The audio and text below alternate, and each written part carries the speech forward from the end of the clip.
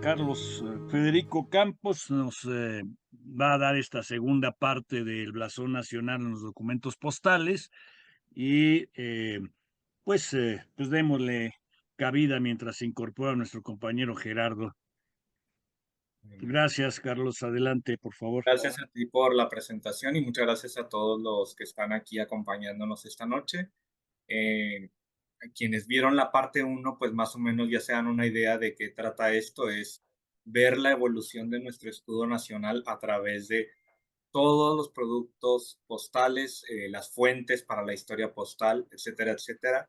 Hoy sí va a haber muchísima más diversidad en cuanto a los materiales que se consultaron y pues espero que la disfruten, sobre todo como lo mencioné la vez pasada en el aspecto estético, que nos enorgullezcamos de lo bello que es nuestro escudo nacional y de cómo ha ido evolucionando y adaptándose.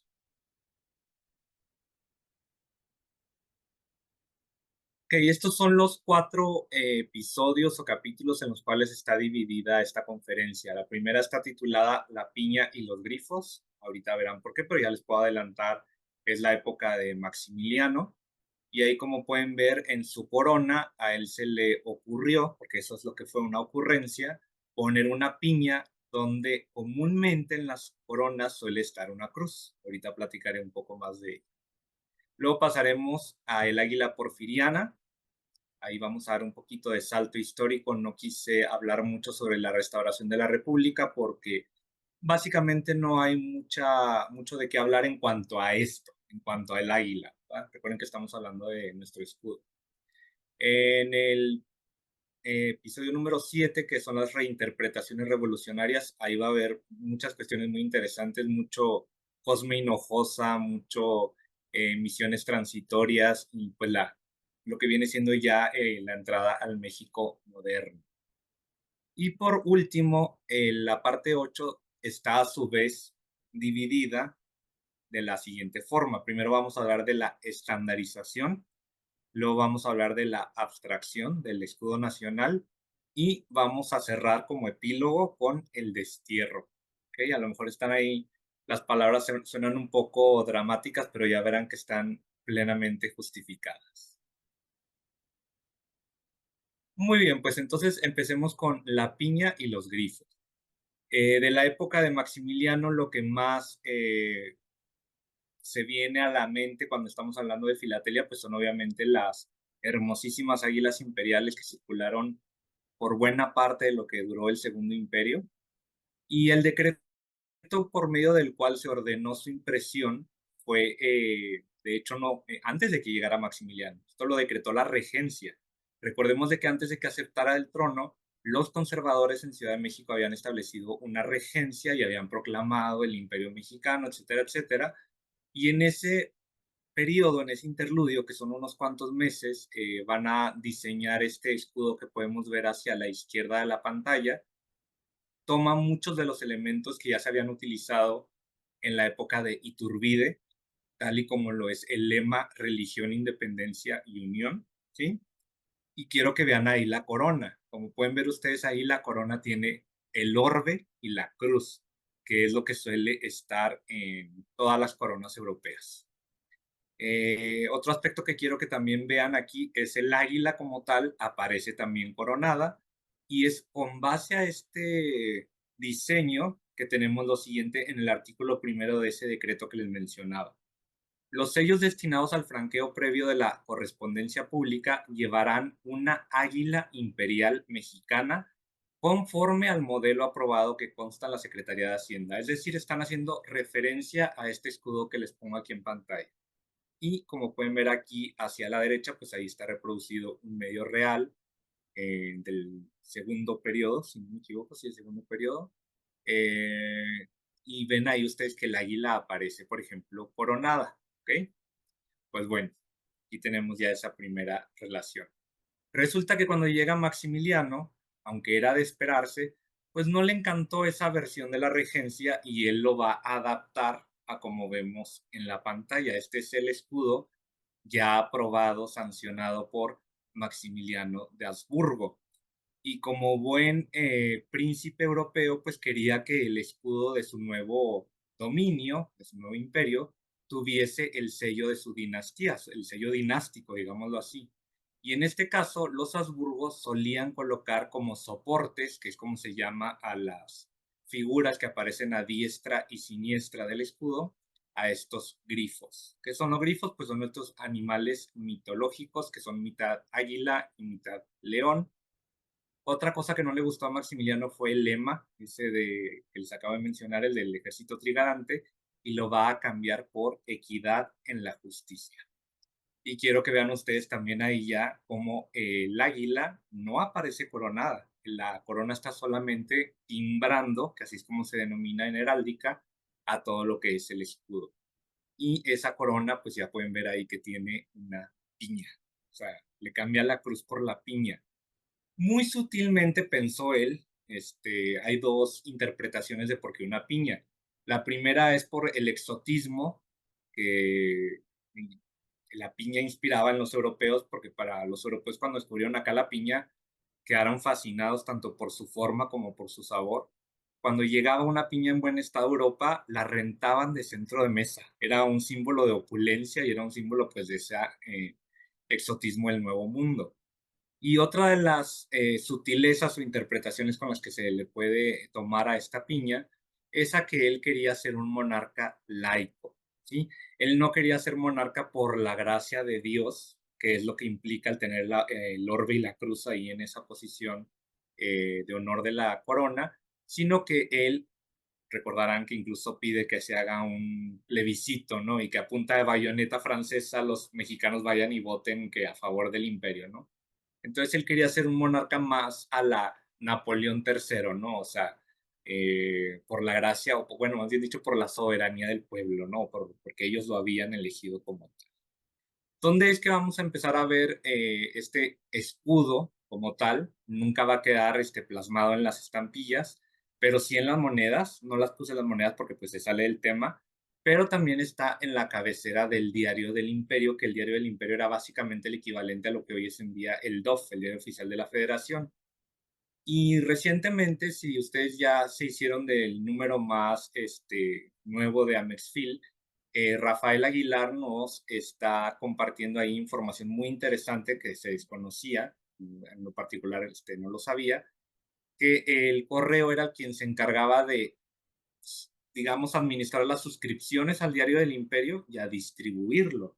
Entonces, el Diario del Imperio pues fue un impreso como tal que estuvo distribuido por el correo imperial y que también estuvo ligado al menos a las cuestiones contables, a las cuestiones fiscales del correo. Hay muy pocas marcas postales que tengan el águila coronada. Hay una, les puse una de Morelia y una de Durango.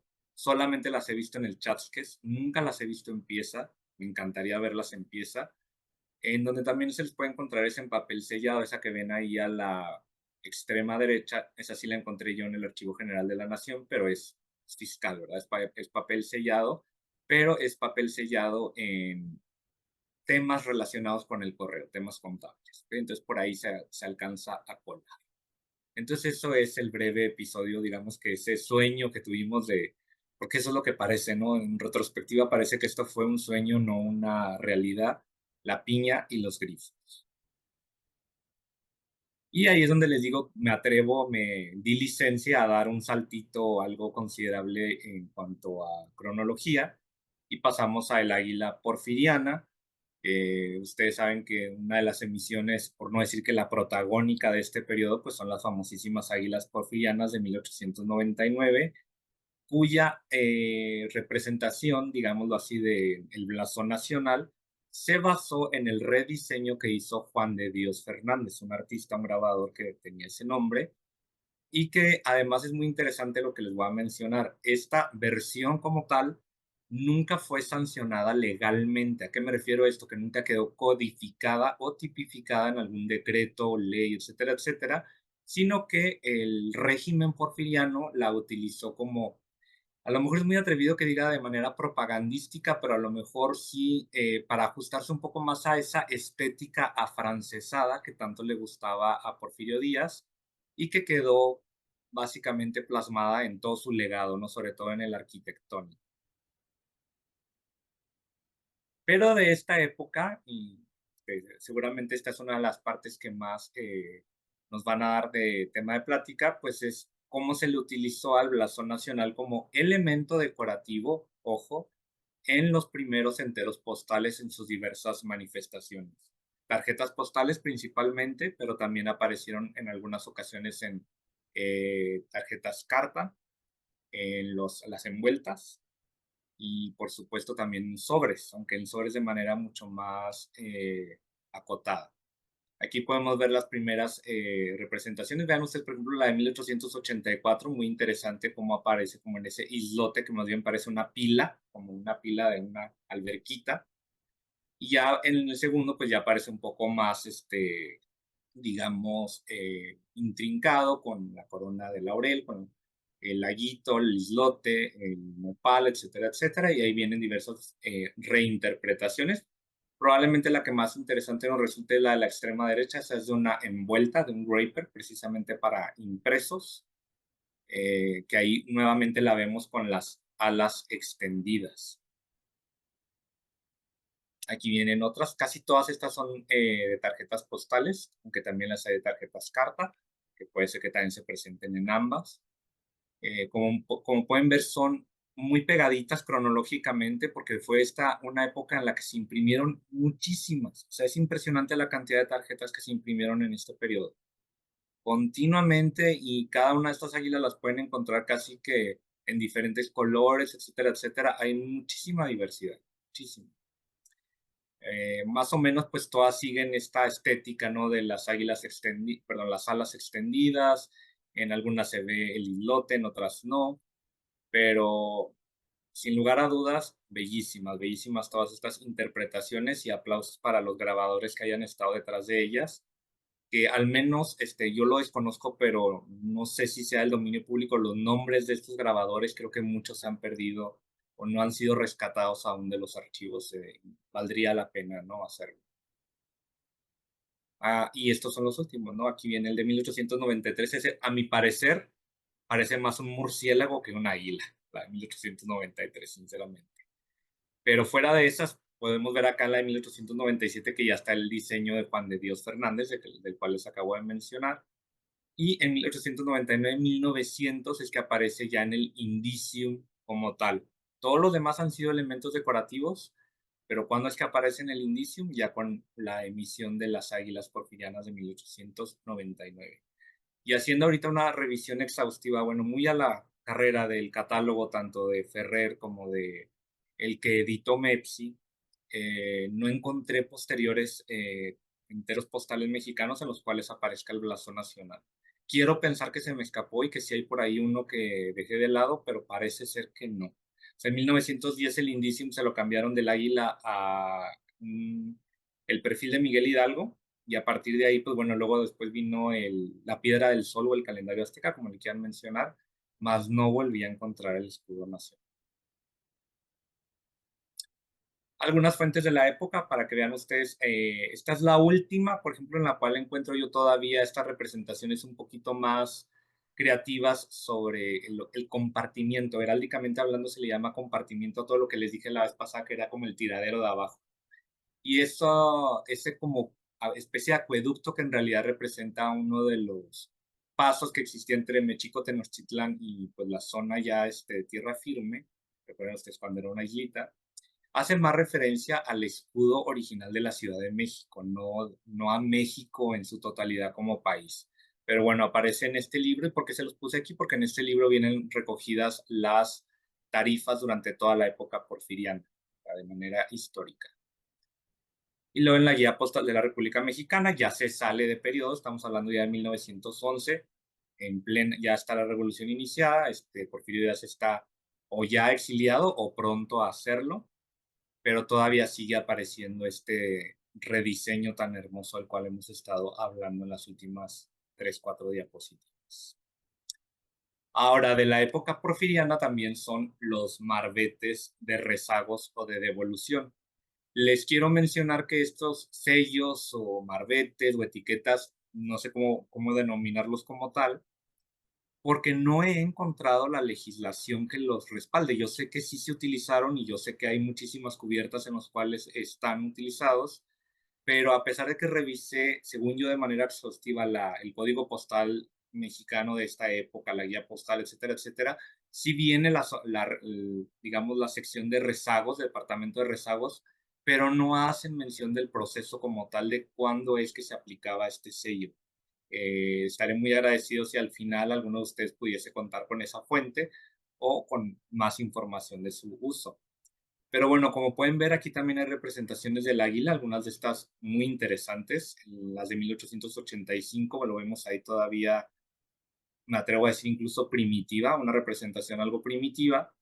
Los que son más conocidos y que seguramente han visto son los de 1892-93, los hay en café, café rojizo, rosa.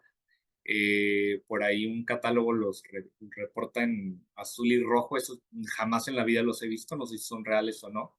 Y el de 1905 que incluso está perforado, ¿no? Y que es, yo creo que el mejor logrado en cuanto a diseño, en cuanto a su grabado. Reinterpretaciones revolucionarias. Estas batallé mucho para encontrarlas, las portadas de las carteritas que se empezaron a utilizar por ahí del 1900, que todavía traían el águila con las de frente, digamos, llamémosle el águila de frente. Y en esta que tenemos por acá abajo es de 1923 y ya incluye sellos de la emisión de monumentos, ¿no? Y ahí como podemos ver ya el águila aparece de costado. Ya para ahorrarnos terminología, tipología, nomenclatura, les voy a llamar el águila de frente y el águila de costado. ¿Estamos de acuerdo? ¿Y por qué les puse esto en la portada de la séptima parte de esta investigación o de esta ponencia? Porque básicamente es esa transición de lo que acabo de mencionar, de esa águila decimonónica, esa interpretación del águila en todo su esplendor, a esta interpretación que hay muchísimas leyendas, mitos, chismes, llámenle como ustedes quieran, de la razón detrás. ¿Por qué fue que Carranza en su momento tomó la decisión de, pues, cambiar la perspectiva del águila y que ya no la veamos de frente, sino de costado? Yo creo que la versión más verídica, por decirlo de una manera, es de que se acerca más a la iconografía mexica, se acerca más a esas versiones originales que aparecen en los códices o que se conoce de el arte mexica. Las versiones ya un poco distorsionadas que seguramente han escuchado por ahí es que el gobierno estadounidense presionó al mexicano para que cambiase su escudo porque argumentaban que era muy parecido el que teníamos al de ellos. Yo creo que ese es leyenda urbana, que quién sabe, ¿verdad? Nunca sabemos si tendrá algún elemento de verdad o no. Durante los años críticos de la Revolución Mexicana, como ustedes saben, circulan diversas series, algunas de ellas de emergencia. La que aparece en la extrema izquierda es fiscal en naturaleza, pero se autorizó que fuera utilizada para fines postales ante la escasez de estampillas para el franqueo. Ahí, por ejemplo, es muy interesante ver cómo el águila está volteando hacia la izquierda, pero a partir de la siguiente ya está volteando hacia la derecha. Ya en esta escala, cuando comparamos los transitorios ruleteados con el que hizo Lin, el de 5 centavos, creo que sí se nota bastante que el de Lin estaba medio mal hecho. Incluso a esa yo le diría el águila gordita, ¿no? Parece como un águila gordita, como que ahí se pasó de serpientes en su dieta. Y la que vemos ya hacia la extrema derecha, pues es ya un poquito más estilizada. Se asemeja a la de Juan de Dios Fernández, pero creo que en las alas ya podemos ver alguna diferencia. Y pues es obvio, ¿no? Es natural también que cuando hay un cambio de régimen, cuando hay un cambio de gobierno tan abrupto como el que se produjo en la Revolución Mexicana, hay un deseo por cambiar los íconos, los símbolos que representan a la nación. Aquí vemos otros de los sellos utilizados en este periodo, los provisionales de Oaxaca, y luego viene ya la emisión permanente, empieza en 1915, primero los ruleteados, luego los perforados, esta que se hizo a la carrera en una imprenta ahí que se llamaba La Carpeta, estos dos primeros litografiados y el último ya la versión grabada que por cierto es muy interesante que esa aparece ya después de que oficialmente, bueno, a lo mejor no oficialmente, más ya en sus documentos, en sus circulares, incluso en los periódicos oficiales constitucionalistas, ya se estaba empezando a adoptar el águila de costado o el águila de perfil. Aquí es lo que podemos ver en lo que les acabo de mencionar. ¿Saben de dónde obtuve todas estas? Del libro de Cosme Hinojosa. Cosme Hinojosa hizo un libro en el cual recopiló las circulares principales en las cuales autorizaba la emisión o la circulación de estas estampillas que acabamos de ver. Y ahí es donde podemos encontrar estos sucesivos membretes. Estos son membretes, ¿no? En enero del 14, ustedes como saben, empiezan ellos allá en Hermosillo, Sonora, por eso desde allá la administración principal de Hermosillo. Luego ya en mayo del 14, cuando es la primera entrada de Carranza a Ciudad de México, se queda exactamente el mismo formato que ya se había heredado del Porfiriato. Luego recuerden ustedes que viene el rompimiento o el cisma entre convencionistas y constitucionalistas. Tiene que huir Carranza a Veracruz, entonces las circulares que se emiten durante esa estadía en Veracruz van a tener este membrete que podemos ver justo en medio. El que le sigue también lo utilizaron allá en Veracruz, como pueden ver, un águila muy improvisada, parece que tiene cabeza de caballo más que cabeza de águila, muy mal hecha. Pero vean ustedes qué interesante, la de noviembre del 16 ya nos aparece claramente con el águila de perfil. Ahí ya es donde vemos que se produce esa transición, que se consuma, más bien dicho, esa transición. Sin embargo, ello no significa que vayamos a dejar de ver al águila de frente en otros productos postales. ¿En cuáles? El principal de ellos, los marbetes águila. En la ocasión pasada, algunos de ustedes me mencionaban muy acertadamente que a pesar de que filatélicamente les denominamos sunburst, porque así es como la literatura anglosajona los ha denominado, si nos vamos a las fuentes primarias, pues ellos les denominan como tal marbetes águila, marbetes tipo águila. ¿Cuál es el tema de por qué sigo poniendo entre paréntesis sunburst? Porque si alguien ve esto y va y busca a eBay o va y busca a cualquier otra casa de venta de filatelia, si busca Marbetes Águila, lo más probable es que no encuentre nada. Sin embargo, si busca Sunburst, sí le van a aparecer. Entonces, por eso es que no podemos divorciarnos del todo de estos apodos, que es como los denominaba Jaime Benavides, y por eso, pues bueno, vamos a hacer esto, ¿no? La nomenclatura oficial y entre paréntesis el apodo. Como pueden ver, curiosamente, en 1913 es cuando se empiezan a utilizar en plena revolución. Aparece el águila de frente y todavía hasta 1923, tardíamente hasta casi 1927, seguía apareciendo de frente. O sea, 10 años después de que ya se hizo el cambio constitucional de que el águila debía estar de costado. ¿Cuándo es que aparece ya como tal de costado en los marbetes de este tipo? Hasta 1928. Luego viene el cambio al color rojo. Ese que ven ustedes en azul del 28 también existe en rojo. Pero ya podemos ver cómo va apareciendo versiones más, la del 34 me parece, y la versión ya de Eppens que se adoptó en 1968. Que por cierto, esa de circa 1970 es muy rara, casi no se conoce usada inclusive.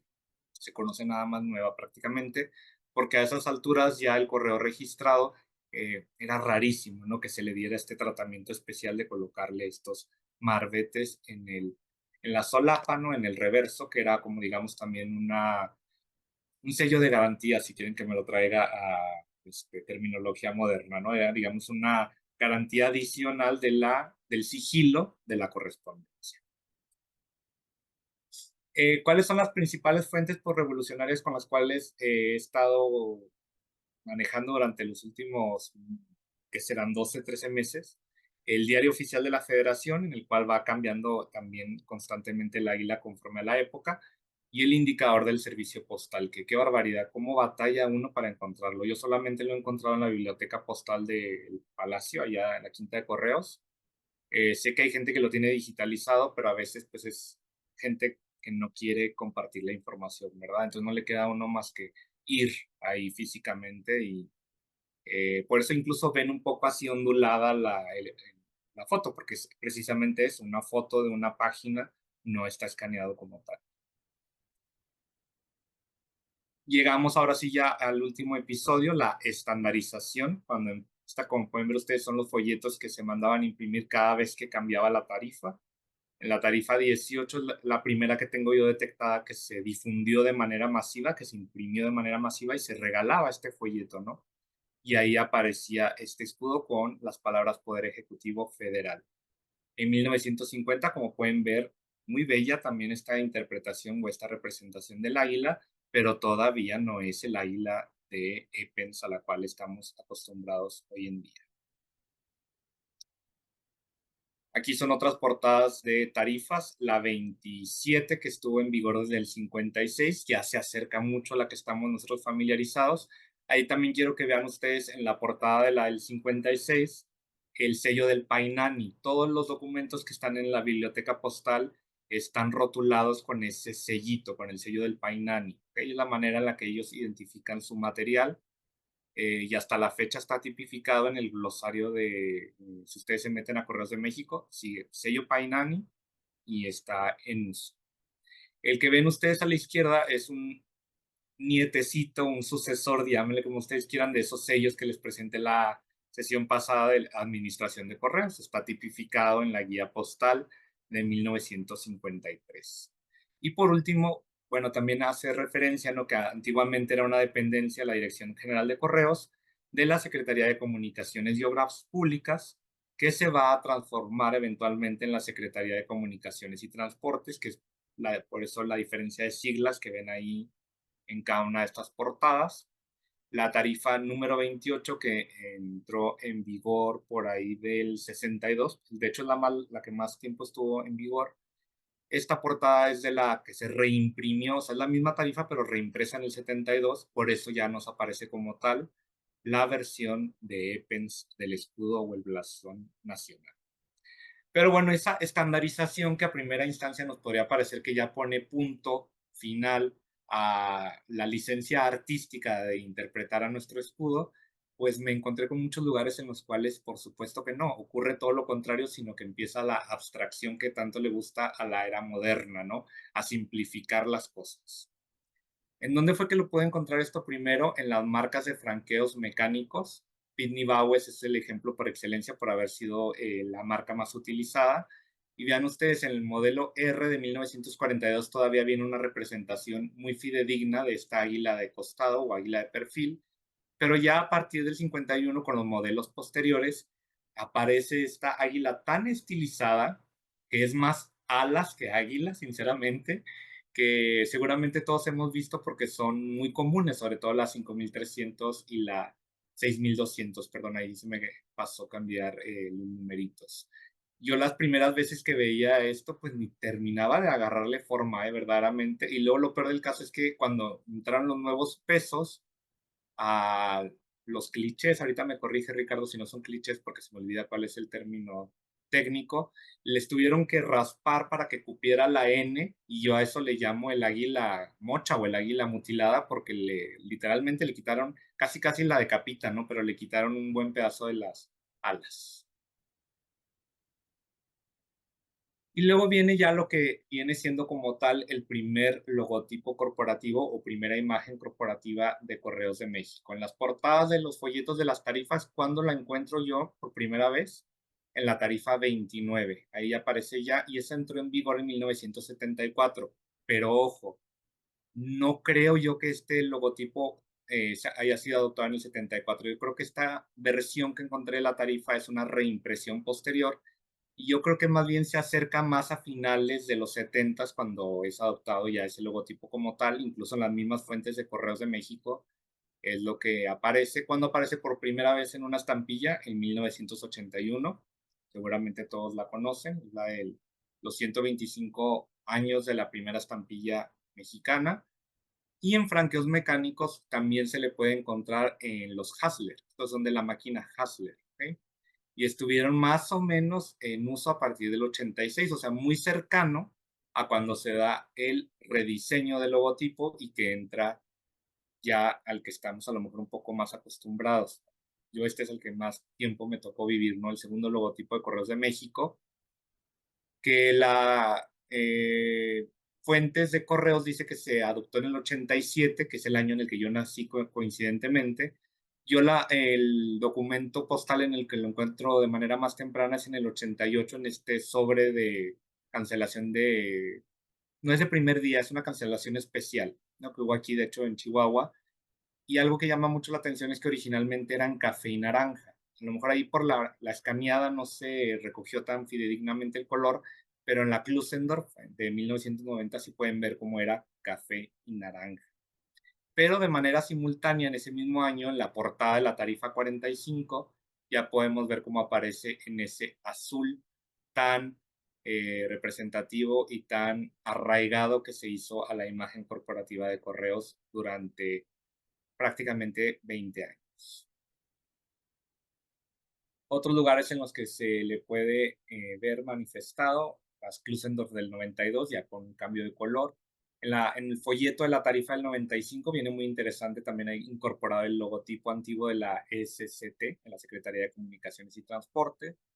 Todas las framas que estuvieron en uso, incluso los canceladores de esa época de los 90, los encontramos a menudo, la cabecita del águila. Y esto ya como pueden ver ustedes, pues es una manifestación muy clara de esa abstracción de la que les hablaba. Ya que es lo único que nos queda del escudo nacional, pues la pura cabeza del águila. Ya no está ni la serpiente, ya no está el nopal, o sea, exclusivamente la cabeza. Y aquí tenemos otras manifestaciones ya más tardías. Las Pitney estas franqueadoras semidigitales del 2008 del 2009 que fueron rápidamente abandonadas. Que es una plantilla de la CIO del año 2008. Y esta forma, que es una forma institucionalmente emitida, del Servicio Postal Mexicano, que también se las coloco aquí, pero desconozco la fecha, ¿okay? Por eso no le puse fecha. Y pues bueno, me toca cerrar con el destierro. Cuando en el año 2008, esta señora Pinteiro tiene la idea de pues, relanzar el Servicio Postal Mexicano, que se convierte nuevamente en Correos de México, y como parte de ese rediseño de la imagen corporativa se va a abandonar el logotipo de la cabeza del águila y la vamos a desterrar. Ya lo único que quedaba, el elemento que quedaba del blasón nacional dentro de la imagen corporativa de Correos, y lo va a cambiar por la paloma. Entiendo la referencia, o sea, la paloma que lleva el mensaje, ¿no? La paloma mensajera. La vamos a ver luego en la CIO, en los franqueos mecánicos, en la estampilla que salió desde el 2008, las marcas internas, marcas postales de todo tipo. Hay muchísimas, ¿verdad? No se las quise poner todas para no abrumarnos, pero pues se destierra el águila y creo que lo mencionamos la vez pasada. Yo creo que estaba bien como estaba. Esta versión parece caricaturizada, a mi parecer, se ve muy infantil, se ve, sinceramente, hasta yo no le hubiera pagado al diseñador que hizo esto, sinceramente, o sea, hubiera sido como que con la pena, pero nos vamos con el que sigue ahorita, no, joven, gracias. Entonces, como ustedes saben, ya hubo otra rediseño del logotipo. Creo que está un poquito mejor, pero sigue siendo una paloma, entonces sigue desterrada el águila hasta el momento en lo que se trata a imagen corporativa de Correos de México. Y pues bueno, creo que me fui bastante rápido, creo que fui muy conciso. Espero a lo mejor que podamos enriquecer un poco más esta plática con sus preguntas, con su conocimiento, y espero que hayan disfrutado sobre todo lo que les mencioné, el aspecto estético y ese paseo que nos dimos por la historia de nuestro escudo nacional. Muchas gracias por haberme escuchado y estoy abierto a sus preguntas. Muchas gracias, Carlos. Y Gerardo. Como siempre, nos has dejado pensando y viendo qué tipo de material tenemos en casa también. Y no, a ver en dónde más podemos encontrar al águila. Que les digo que a veces nos quedamos en la estampilla, pero la estampilla es solamente la punta del iceberg y todo lo que hay. Pues Carlos, muchas gracias a sí, Carlos. cómo no. Y lástima que del águila nos volvimos después palomita, ¿verdad? Pero pues así es la juventud, creo que hoy también. Entonces, antes andábamos con el Doberman y ahora andan con un perrito ahí. Pero bueno, Pues sí, creo que Así, sí. Está medio triste eso, ¿no? O sea, cómo pasas de un águila a una paloma, hasta incluso como fortaleza sí, la institucional, verdad. creo que refleja una debilidad, un Pero retroceso. bueno, A Estabas ver, gracias. comentando, Juan José. Sí, efectivamente, Carlos, muy concisa tu presentación, muy objetiva. Siempre nos ha agradado la manera en que nos conduces en este tipo de, pues, conocimiento, ¿verdad? Son avenidas.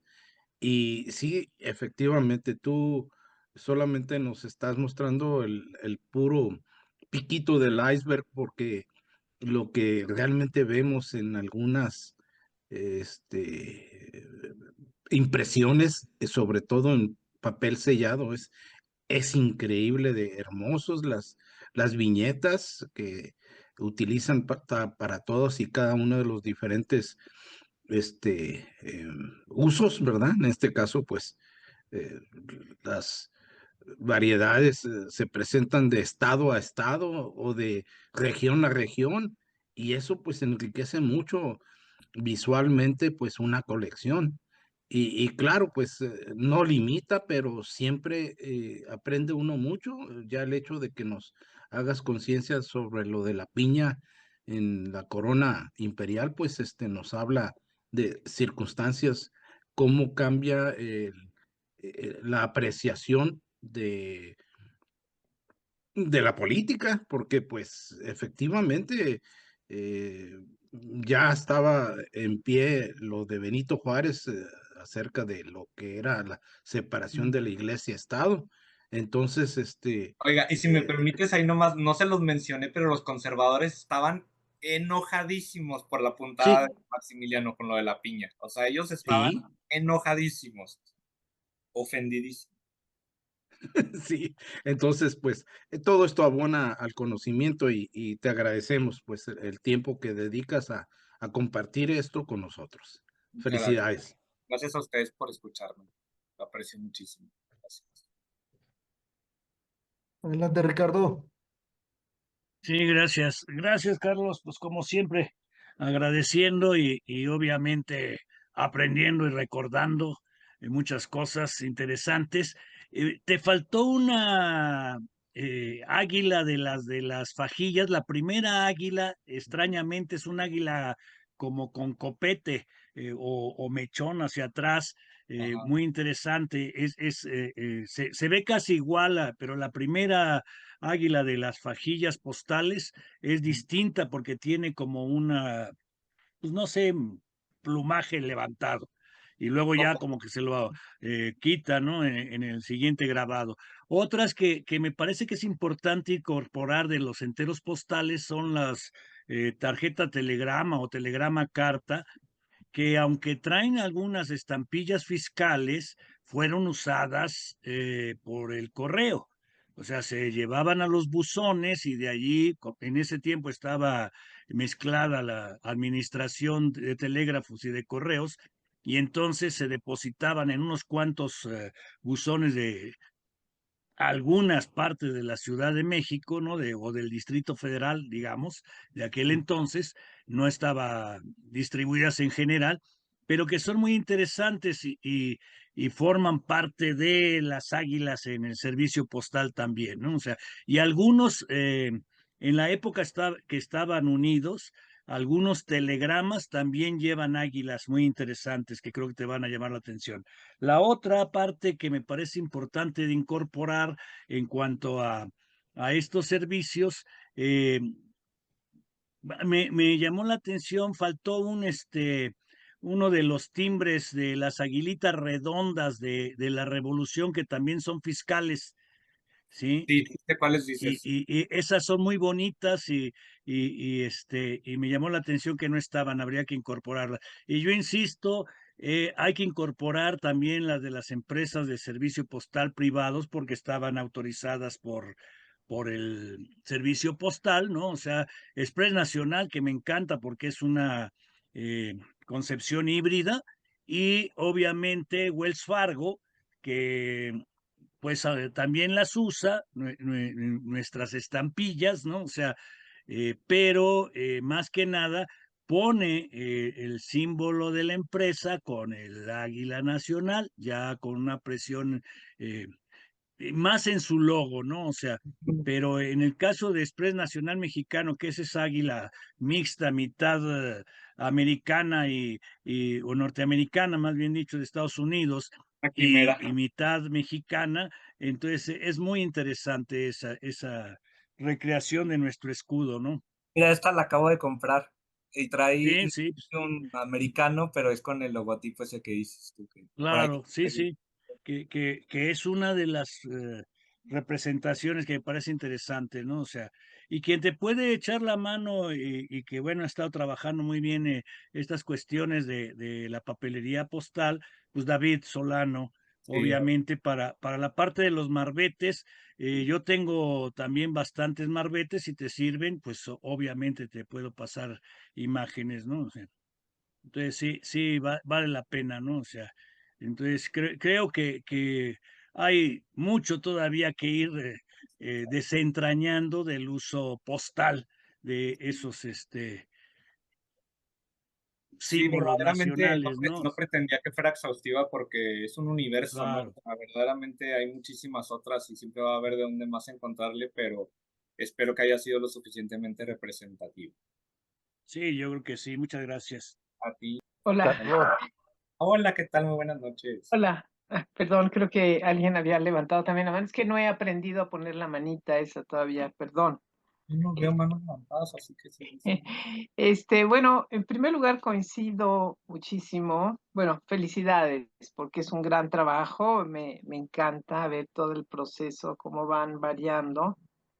Este, pero el final, ¿no? De que es una tristeza este final de esa palomita color de rosa con verde, como, no sé, o sea, yo no le veo nada de institución ahí, o sea, más de, como dice, una fiesta infantil, o sea, o un baberito para un bebito, la veo adecuado, una colchita de un bebé, no la veo absolutamente, de verdad, en una institución. Es una pena, es una pena. Cuando van cambiando porque aparte, es una pena el tema, lo cambiaron, o sea, no es águila, es paloma. Segundo, el trazo, es un trazo ridículo, ridículo, gorda y termina en puntas, así, horrible. Y luego el color que le pusieron, o sea, por donde le busques, reprobada, ¿no? Y no creo que, bueno, el diseñador, quién sabe quién haya sido, pero seguro siguió instrucciones de la señora porque sé que hacía como ella quería, se hacían las cosas, ¿no? Entonces, pues bueno, no, es una pena.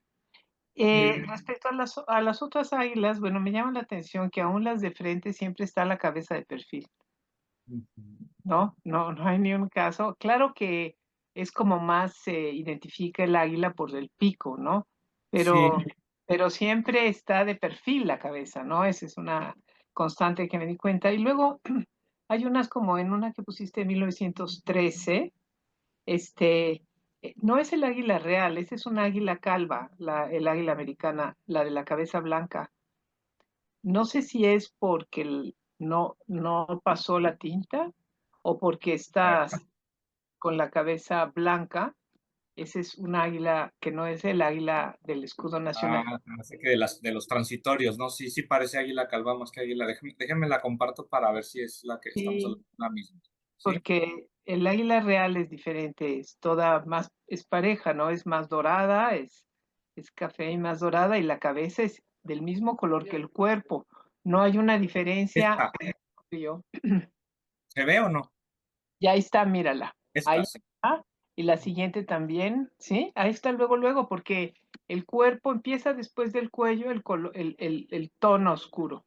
Y en la Yo creo cabeza que tiene mucho que ver que fueron impresas en Estados Unidos estas, probablemente. pusieron el águila calva, así le llaman, no sé por qué le llaman así, pero es el águila, esa la típica águila americana. De los norteamericanos, bueno, los estadounidenses, Sí. ¿no? Eso me llamó la atención. Y bueno, pues es en eso. Ceci, bueno, primero, antes que nada, pues gracias por la presentación, como siempre, sí, interesantísima, mi estimado.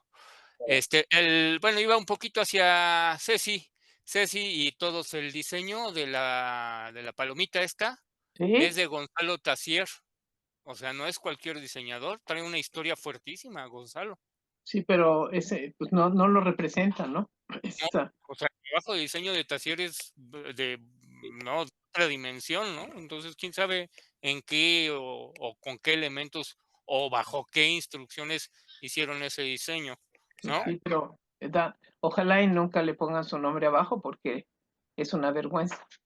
Sí, ¿verdad? Sí, para alguien que sabe hacer las cosas, no lo Sí. firmas, ¿no? O sea, yo pienso Sí, así. voy a buscar ahorita a ver si todavía Pero tengo por ahí sí, guardada no, la. ese es Pues un creo que sí le diseñador. debemos de echar la culpa a Esperanza Carpintero. La señora sí era muy excéntrica, así que pues ha de haber sido siguiendo las órdenes de él. Sí, hacía un poquito lo que querían, no sé. No puedo decir mucho, pero sí creo que ese no es un trabajo libre de una persona y menos de una persona con calidad y trayectoria como Así es, ese diseñador. Sí. Gonzalo. Ujú. Pues Sí, porque de fíjate. hecho, Muy de acuerdo. inclusive por ahí hay algún, te digo, voy a buscar ahorita una de estas publicidades que pone Correos de México, ¿Y ahí donde sale? inclusive hay unos trazos y la foto de él con Uy, unos prebocetos de la palomita, pero así medio rara. Entonces ya no, te digo, yo todavía hasta, no sé, quisiera creer que, pues no sé, o sea, quizás sí fue de él, ¿no? O sea, a lo no, mejor le bueno. dijeron, hazlo muy simplista, muy minimalista, No, muy. pero no, bueno, Pero pero yo Se te le no, digo, murió yo el también. modelo antes de tiempo. no, Sí, pero no, no, porque yo conozco también el trabajo y lo he estudiado mucho Tassier y pues no es de la calidad de él, ¿no? sí, no, está horrible. Y luego también vi en las de que son solo la cabeza, que no me disgusta, ¿no? Digo, creo que sigue siendo interesante y simplificada, que le ponen también un degradado en el color, de manera que se siente como la velocidad, ¿sí? O sea, da la idea de velocidad, el águila, aunque sea la sola cabeza, ¿no? Esas líneas que tiene. Sí, sí, sé cuál En, dice. en algunos de los casos está la cabeza del águila y está formada por líneas horizontales, o sea, que van de diferente, tienen un Está. degradado. Mira, Sí, sí, eso, sí, se siente rápido. Claro, y movimiento, sí. Exacto, realmente se se siente desplaza, ¿no? velocidad, sí, se siente que viene rápido. Y bueno, pues eso es importante para un sistema de comunicación, ¿no? Exacto, de correos. Sí, Sí, bueno, pues eso es. perfecto. Gracias. Sí. Gracias a los dos. Ernesto, ¿querías agregar algo más? Pues no, pues, felicitarte por el trabajo nuevamente, ¿no? Es realmente tu investigación y tu tiempo en buscar toda la información, todos los detalles, pues gracias por compartirlo con nosotros. Gracias a ti. Oye, Carlos, ¿Escucho? oye, me acuerdo que acá en Sofirrey A los... le decía Ángel a los últimos logotipos, le decía paloma con carta y carta con paloma. Ah, o sea, sí es cierto, ¿verdad? Cara, la que está más grande es la carta. Y, o En sea, el la último. primera es la paloma con Sí. carta y la Ajá. última es la carta con paloma. Tienes razón. Mira, esto es una manera buena de escribirla, sí es cierto. Ángel Cereceda, dices tú. Sí, Ah, me lo saludas y lo besas si tienes contacto con él, ok. por favor. Carlos, buenas noches. ¿Qué tal? Muy buenas noches, Ramiro. Oye, con referencia a una águila muy polémica en el sexenio de Vicente Fox, ¿no quedó asentado ningún documento con esa águila mocha? La Águila Mocha, así como no es tan famoso, sí me acuerdo cuál dices. Fíjate que tendríamos que revisar emisiones del 2000 al 2006, pero así, por ejemplo, en los tarifarios no la vi en ningún lado. Seguramente ha de andar por ahí metida, no sé si en las ¿Se acuerdan de las banderas que se emitieron entre el 99 y el 2000? Las hojas souvenir que eran del milenio, ¿ya habían o son de Cedillo todavía esas?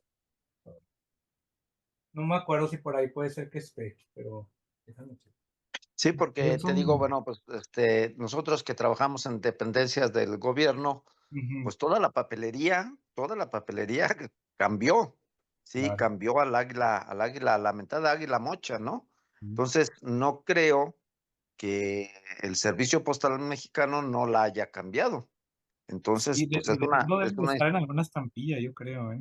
O sea, sí, es una instrucción, pues, a todas las dependencias del gobierno. Entonces, pues no la vi por ahí, pero pues tampoco no recuerdo, ¿eh? Pero probablemente en la papelería del correo, pues sí haya existido.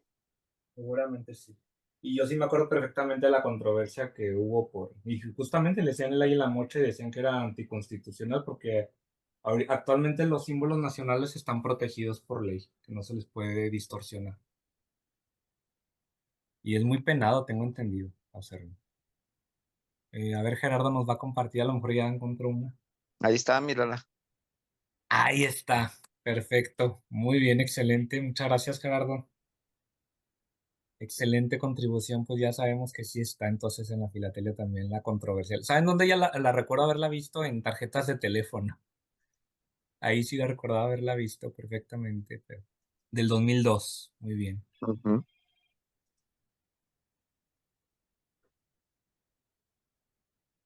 Ahí para que la incluyas a tu presentación. Sí, incluso si lo llevo a hacer exhibit en alguna ocasión, pues ya también lo considero. Sí, perdón, eso fue otra absoluta tontería. No sé cómo, qué barbaridad, cómo la gente Son se toma, ocurrencias. cómo se toman esas libertades, que pueden hacer un cambio en sus cosas, en su nombre, en sus cosas personales, pero a nivel nacional, tomarse esas libertades. Sí, esa águila solamente la usaban para las secretarías, según tengo entendido. Ricardo, adelante, Ricardo.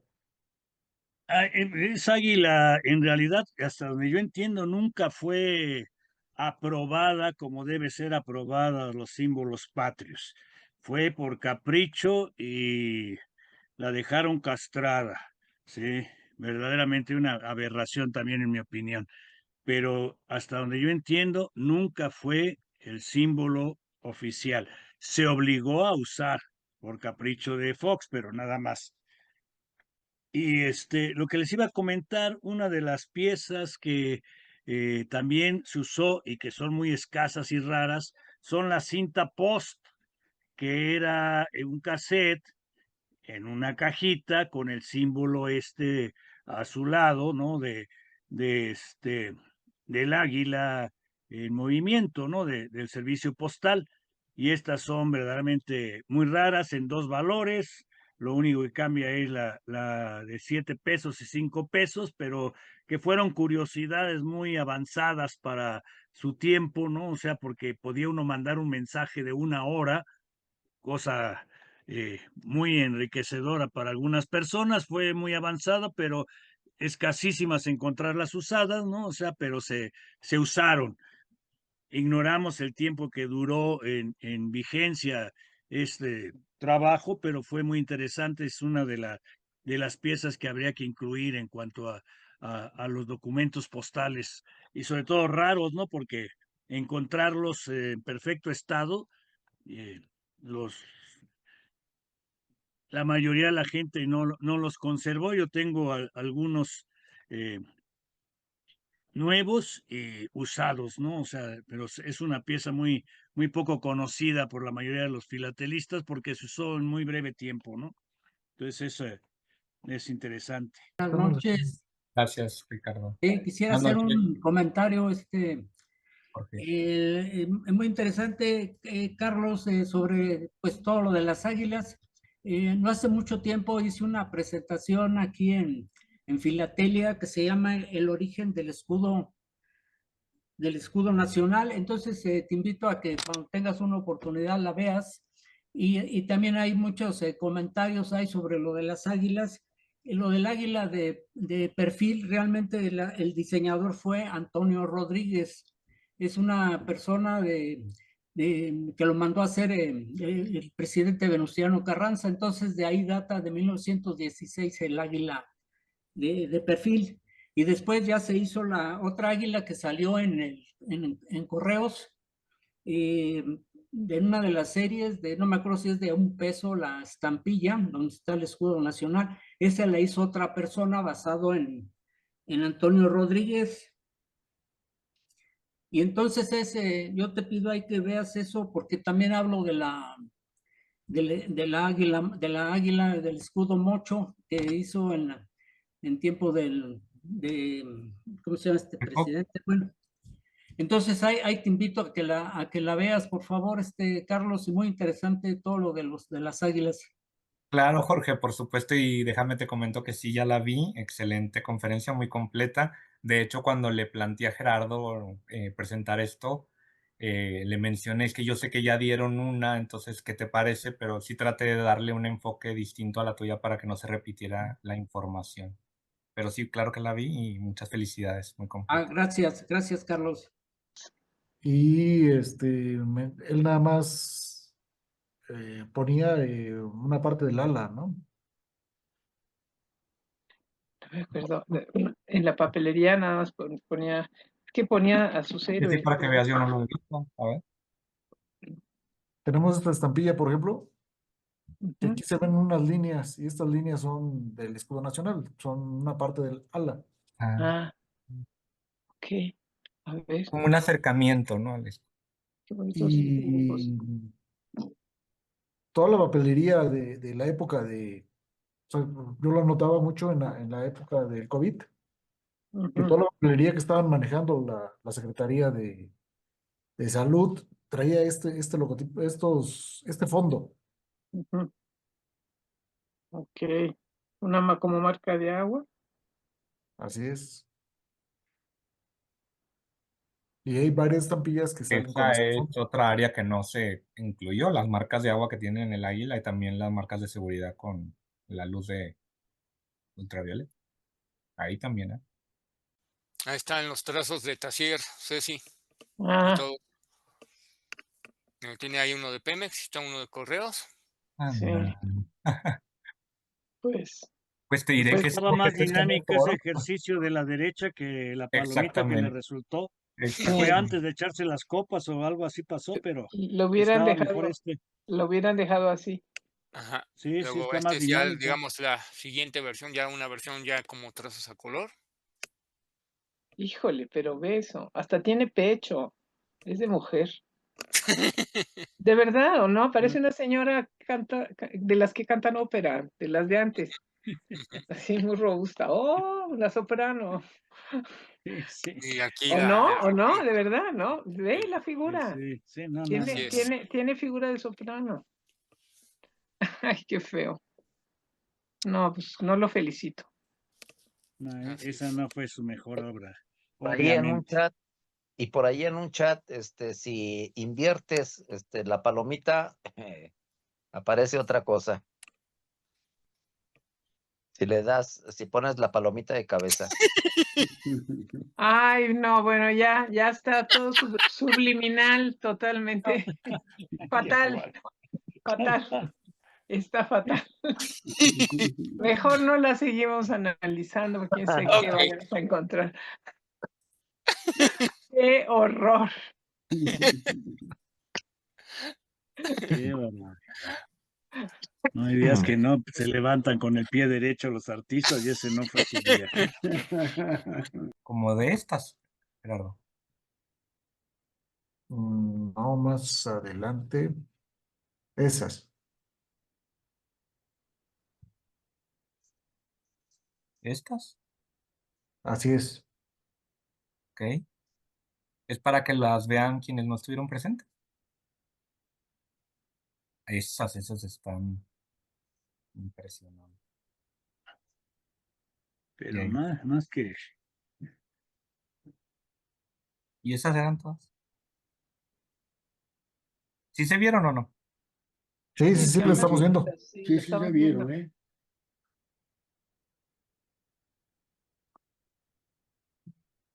Aparte del águila se come una paloma, ¿no? Sí, de hecho. O sea, membretes, Qué bonito. sellos negros. Aparte me encanta la tipografía que usaste para la presentación, te iba a decir. Está muy ad hoc, ¿verdad? Sí, traté Uf, de... me encantó. Así es. Y pues ya eso ya es lo tu reina.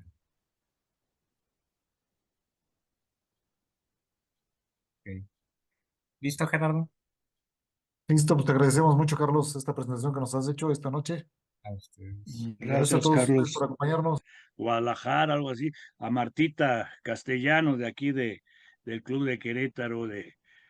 Y uno de los temas, precisamente, si mal no recuerdo, no sé cómo lo titulaba ella, era precisamente como símbolos patrios, algo así. ¿De verdad? Uno de sus temas de colección muy interesante ahora que toca este tema, ¿verdad?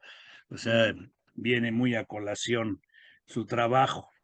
Y tenía una pieza de enteros postales muy rara en su colección y la he buscado por muchos años y nunca la he encontrado. La única pieza que yo he visto usada además, ¿no? O sea, con un error allí en vez de una R lleva una B. Entonces, muy interesante, ¿no? O sea, esa pieza. Y otra que tenía de enteros postales, no, miento, ella tenía el segundo correograma circulado. ¿Sí?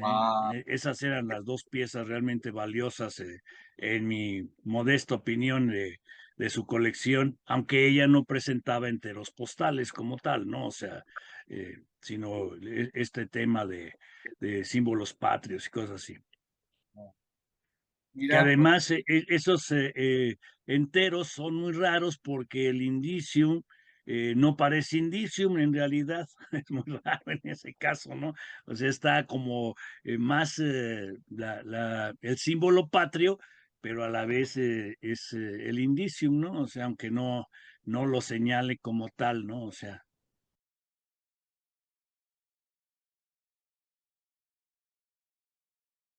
¿cuáles son los que dices, los primeros correogramas? ¿O los Primeros y segundos correogramas fueron muy interesantes porque son raros. Usados es más escasos, obviamente, ¿no? Ya los posteriores hay unos más y otros menos difíciles, pero esos dos en particular, muy raros verlos usados. Ya sé cuál, sí, sí es cierto. Y es un indicio muy extraño porque no lo ¿no? parece exactamente, claro. Y si te fijas, No, no parece.